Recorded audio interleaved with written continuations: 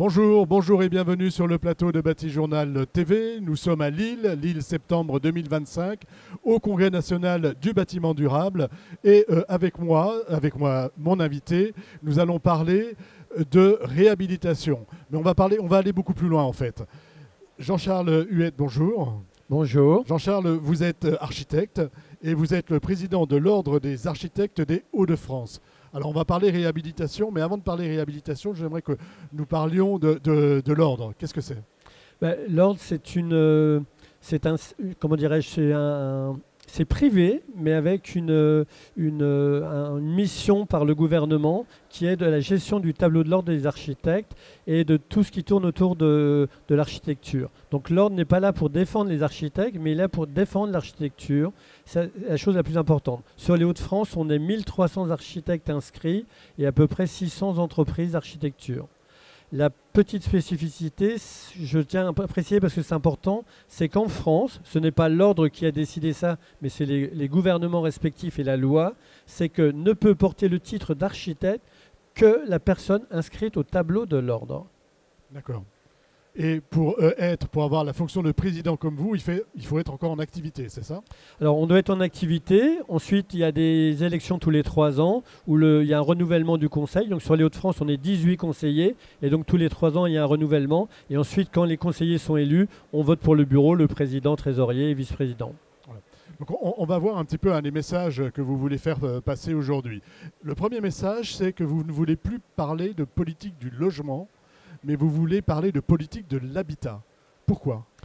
On s'est rendu compte, alors on le savait avant, mais les crises permettent de mieux gérer les choses encore et de mieux les appréhender. On s'est rendu compte avec la Covid que quand les gens ont été bloqués pendant 2 mois chez eux, qu'en fait ils étaient bloqués dans les logements et que malgré que c'était une période où il a fait très beau, à une période de l'année où normalement ce n'est pas le cas, eh bien c'était un énorme problème pour les gens parce qu'ils se sont retrouvés enfermés toute la famille dans des espaces qui étaient déjà assez petits et en plus qui n'étaient pas du tout adaptés aux problématiques climatiques. Donc on se rend compte que le logement, comme le nom l'indique, c'est de loger des gens, c'est-à-dire de les mettre dans un espace clos et couvert, mais que habiter, il y a la notion d'habilité, de confort, et que donc on pense que c'est très important de tourner vers cette habilité des constructions. Voilà. François Gémen était à votre place tout à l'heure, il parlait d'habitabilité, donc vous êtes sur le même créneau, vous êtes sur la même dynamique, on va dire. Hein. Tout à fait, il y a vraiment la notion de confort du lieu de vie ou du lieu de travail d'ailleurs, la chose est réelle aussi pour ça, et donc c'est très important d'avoir ça en tête, c'est de concevoir aujourd'hui, que ça soit en réhabilitation, parce que la réhabilitation c'est de la conception ou la construction neuve, d'avoir en tête justement cette notion de confort. Notion de confort, d'habitabilité. On ne parle plus de logement, hein, mais on parle d'habitat parce que c'est plus large. Tout à fait. Et puis, j'ai bien compris. Et puis, ça touche plus des éléments. Donc, quand on parle d'habitabilité et de confort, alors bien sûr, on pense tout de suite au confort thermique, aussi bien pour les problématiques d'hiver que d'été, mais on peut parler aussi de confort lié à la lumière naturelle, qui est un élément aussi très important. Il y a de l'isolation phonique aussi, de la qualité d'isolation entre les logements dans un bâtiment collectif, etc. Tous ces éléments sont extrêmement importants pour justement rendre l'habitat plus agréable à vivre. Alors maintenant, on va aborder un deuxième sujet qui est celui, alors, est-ce que je dois dire rénovation, réhabilitation, reconstruction? Alors, il y a plusieurs définitions. En général, on dit réhabilitation.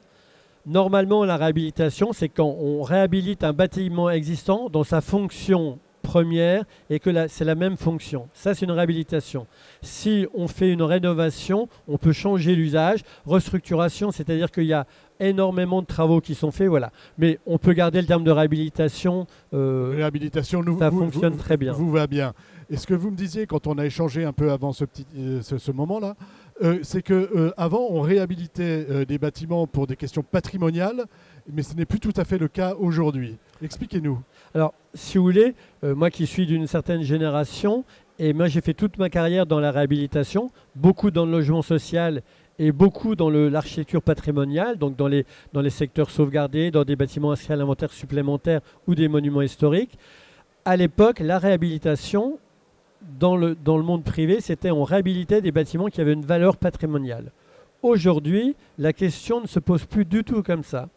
On a imaginé comment dirais-je, que pour 2050, 98% des bâtiments construits aujourd'hui seront les constructions futures de 2050. C'est-à-dire qu'un bâtiment, le fait qu'il soit existant, quelle que soit sa valeur architecturale, a une valeur écologique forte, c'est-à-dire que le carbone qui a produit ce bâtiment étant déjà utilisé, rend une valeur importante au bâtiment. Et donc aujourd'hui, on doit absolument conserver le maximum de bâtiments.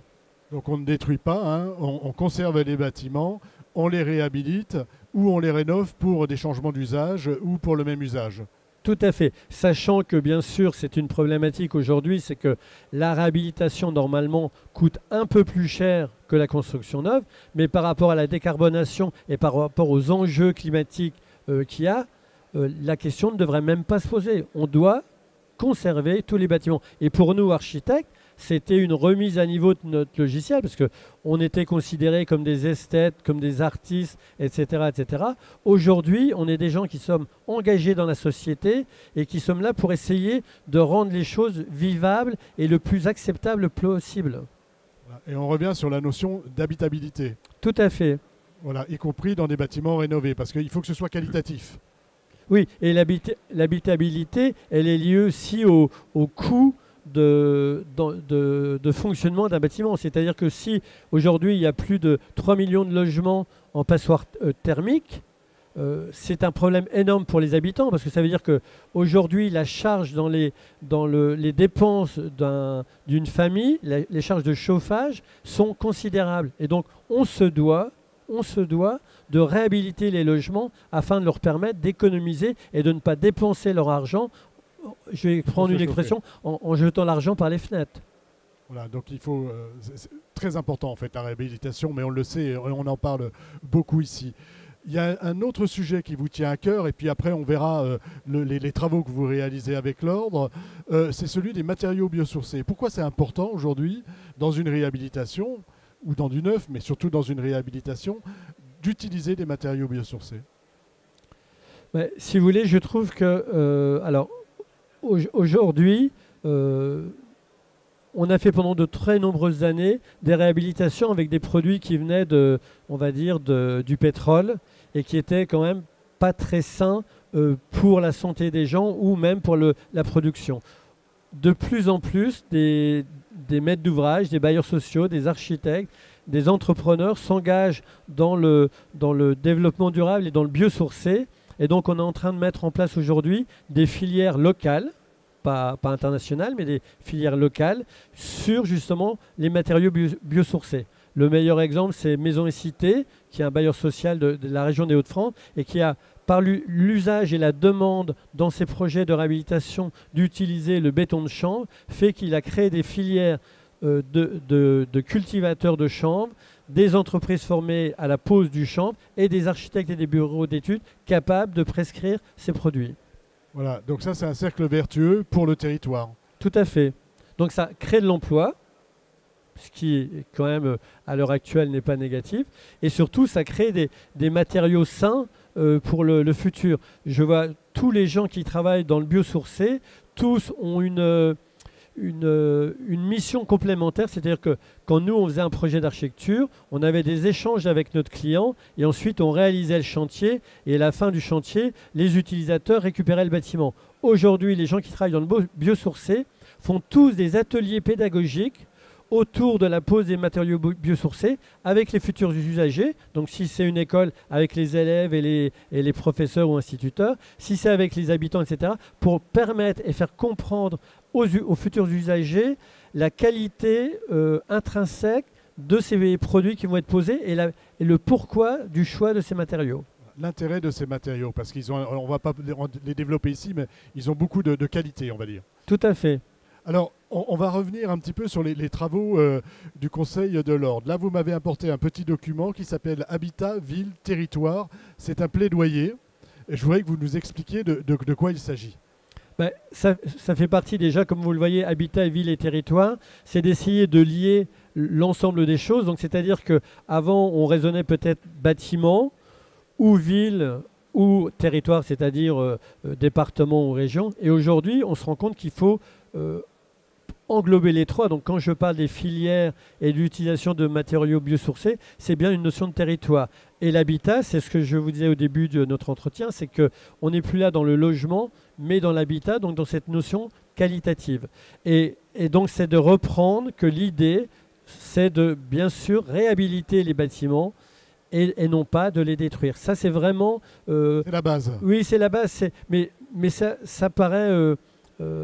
pour les architectes, ça a été vraiment quelque chose de compliqué parce que même moi, si j'ai fait de la réhabilitation toute ma vie, quand je vois les jeunes agences d'architectes aujourd'hui, comment ils interviennent dans la réhabilitation, c'est une autre approche. Il y a vraiment plus cette notion, malgré qu'ils fassent un travail excellent d'architecture, malgré qu'ils dessinent les projets réhabilités, ils partent de projets qui, au départ, n'avaient pas grand intérêt architecturalement. Pas de qualité architecturale voilà. spécifique. Mais par leur travail et leurs compétences, ils en font des ouvrages extrêmement agréables à vivre ou à travailler dedans et qui sont en plus plutôt agréables à regarder également.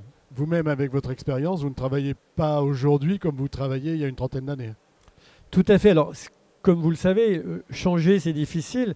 Donc, comme j'ai une longue expérience professionnelle, je ne suis pas aussi efficace, on va dire, que mes jeunes confrères dans cette démarche-là, quand même. Je dois le reconnaître. Même si mon logiciel a été... j'ai réinitialisé mon logiciel, il y a quand même une pratique qui fait que je n'ai pas leur réflexe par rapport à ça. Voilà. Donc, les architectes ont acquis de bons réflexes, de nouveaux bons réflexes. Tout à fait. Alors, un autre document que vous m'avez apporté, qui est un document de l'Ordre des architectes, c'est l'architecture comme solution, et on est toujours sur les questions d'habitat, ville et territoire. Qu'est-ce que je trouve dans ce document et pourquoi l'architecture est une solution? Ben, si vous voulez, c'est ce que je disais à un moment donné, c'est que dans les... ce petit livret, c'est une série d'une vingtaine de fiches, et c'est pour montrer, parce que quand on parle à un élu ou à un particulier de réhabilitation, de qualité architecturale, etc., c'est un peu compliqué. Donc là, ce sont des cas types particuliers, et à chaque fois avec un exemple d'une intervention. Et ça permet comme ça aux personnes que l'on rencontre de pouvoir se projeter dans ce qu'on veut dire. C'est-à-dire que ce ne sont pas... On peut quelquefois reprocher aux architectes de bien parler ou de faire des longs discours. Et là, donc, ces fiches sont très synthétiques et elles montrent des exemples très simples du quotidien, donc des choses accessibles à tous, pour montrer en fait l'intérêt de passer par une conception architecturale, quel que soit le niveau de son projet. Voilà, donc par exemple, sur ce document, j'ai mettre en place l'architecture en circuit court. Ils l'ont fait, construire bas carbone en bois 100% local. Voilà, tout à fait. Donc, alors, je vous rassure, tout ce qu'on va énoncer là, c'est ce qu'on a commencé à notion au départ. C'est qu'on a vraiment la notion de mettre en valeur la réhabilitation, mettre en valeur les circuits courts, mettre en valeur les compétences locales. C'est bien sûr l'objectif de l'ordre et pas que de l'ordre. Le salon qu'on a aujourd'hui est bien dans cet esprit, dans l'air du temps. Alors maintenant, c'est nos propositions, c'est vos propositions pour la réhabilitation en France. Pareil, c'est un document de l'Ordre des architectes. Nos propositions pour la réhabilitation en France, quelles sont-elles?